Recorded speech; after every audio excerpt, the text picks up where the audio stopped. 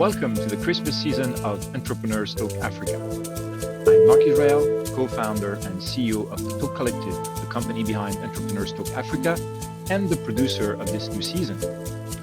In this exceptional video format, you'll have the opportunity to meet entrepreneurs and startups from Mauritius. Those stories we're recording during the Xmas Bazaar that another startup, Metenkoste, organized after being turned away by many organizers of Christmas markets. Showing resilience and taking an MVP approach, Hisham and Mary, the co-founders of Metenkoste, decided to do their own version of the Christmas market. We could not be part of this incredible story. We met 5 companies and startups to learn from about their unique stories and how they fared 2020. Those are their stories, unplugged and almost unedited. Enjoy. Today I am with Shamir from AVR Plato. So Shamir, tell us a little bit about you. What do you do? What's your company and when did you found it? Hello, Mark. Thank you for having me here. So I am Shamir. I'm the CEO of AVR Plato Technology. So we are a startup that started in 2018. We started up with the need to try to transform education, something that relates to my own experience, to traditional education here in Mauritius that I experienced. And I found that there was a need to really improve, not only in terms only in quality, but also in delivery of this subject. So, which is why we started with exploring technology, exponential technology, for instance, what we can apply and then see how we can be used. And we started with augmented reality in medical. Not having a background in medicine, but having enthusiasm, because even both me and my co-founders were both people who wanted to go and study medicine. Unfortunately, circumstances didn't allow us. We ended up me going into engineering and him going into IT. And we said, okay, let's try to hit this passion that maybe we didn't get to go forward with. And we started to explore and try to develop something here in Mauritius in medicine. However, it was not to happen. We realized that the market here was very limited, and the leap that we were trying to take in terms of content we were trying to bring with this technology was not something the market was ready for. So we had to go back to drawing board, something that we have to do as entrepreneur each time, just go back and pivot. And we said, okay, what was the lesson we got from this? And the lesson was most of these early customers couldn't really relate to what we were trying to sell to. So we understood that augmented reality is such a buzz, but at the same time, many people don't understand the whole concept of it and how it functions. So we started to say, okay, let's go something really basic, try to introduce it in the most basic way possible, and which is where last year in July we came up with the concept of Orama Animals.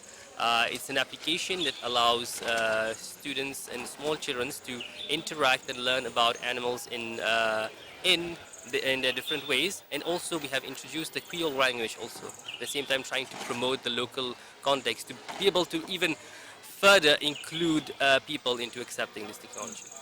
So, so it's interesting. So you started with an idea. So you are still using augmented reality technology, but you started with an idea and realized, as you said, that you were probably ahead of what the market could accept. How did you get that feedback?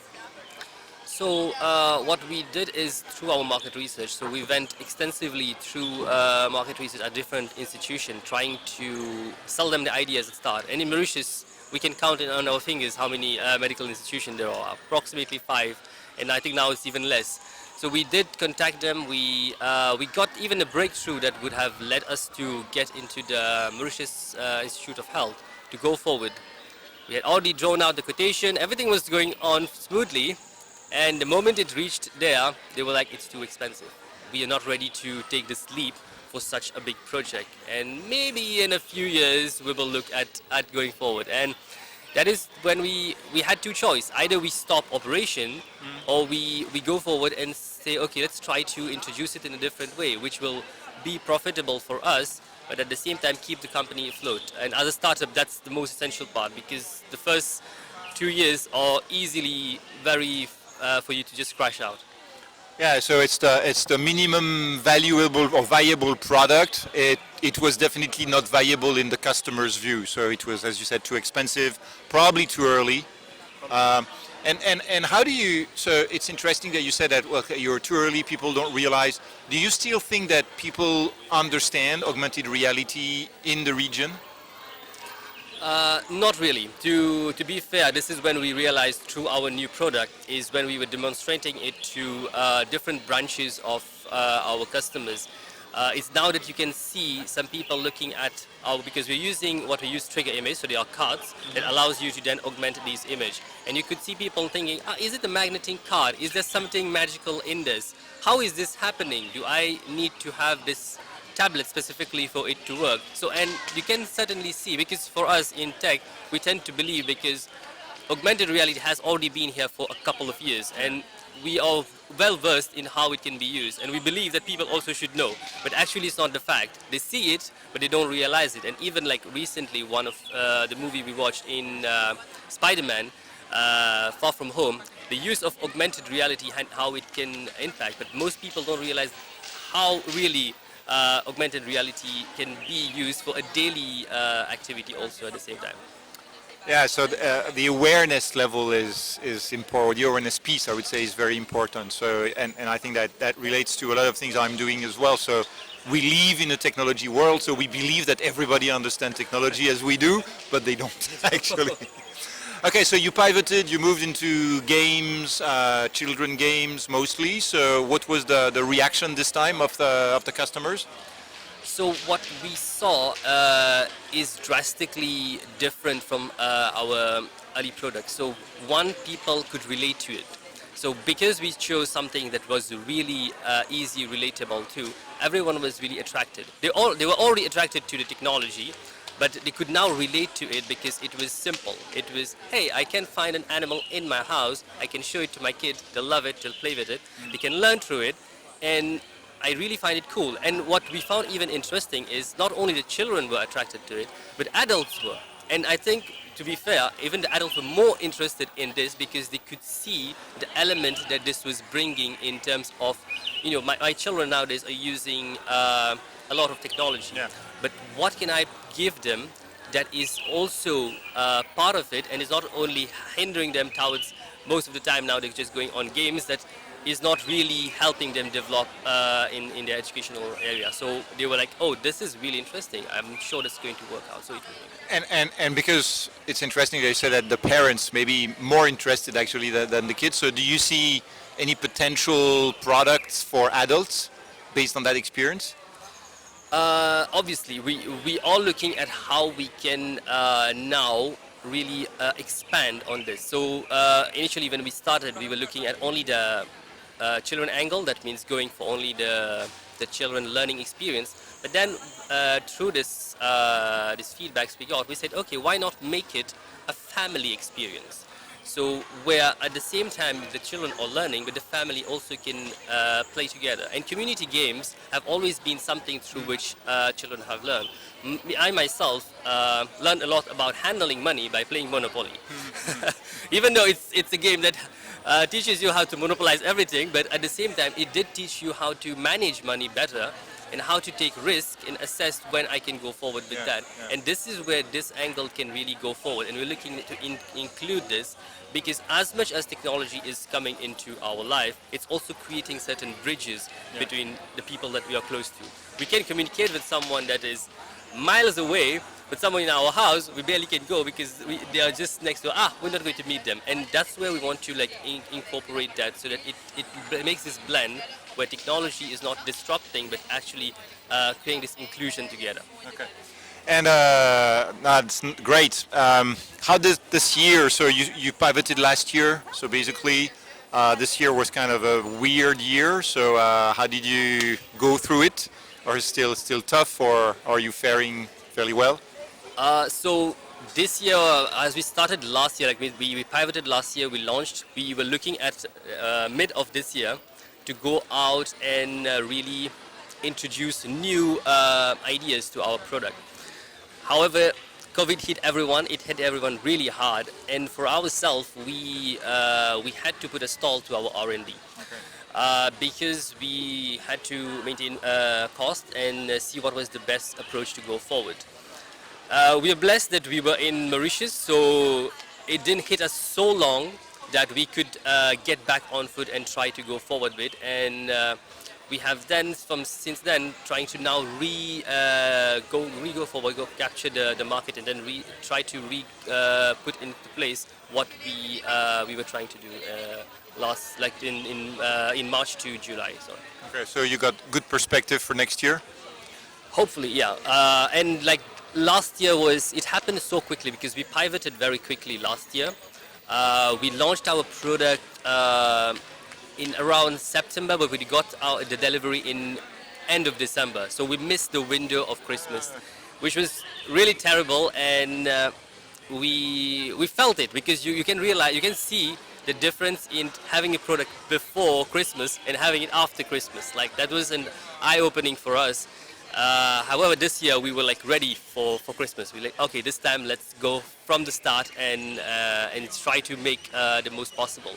Because the more we get these feedbacks also from our customers, we can then really enhance the next version to build it. So with now your experience over this couple of years, so pivoting, hitting the crisis now, so what are your big learnings of being an entrepreneur and having all those experiences? I think I've actually recently been applying for a master in sustainability because I'm drawn towards sustainable design in terms of product design also. And when I was writing my essay, I was being helped by a friend. And during the back and forth and analogy, I made an analogy that I myself didn't think about and it suddenly just came out. I told him we tend to be like a rock at times because of the rigidity in terms of let's be a rock to be able to be strong. But as an entrepreneur, I realized that we need to be like water.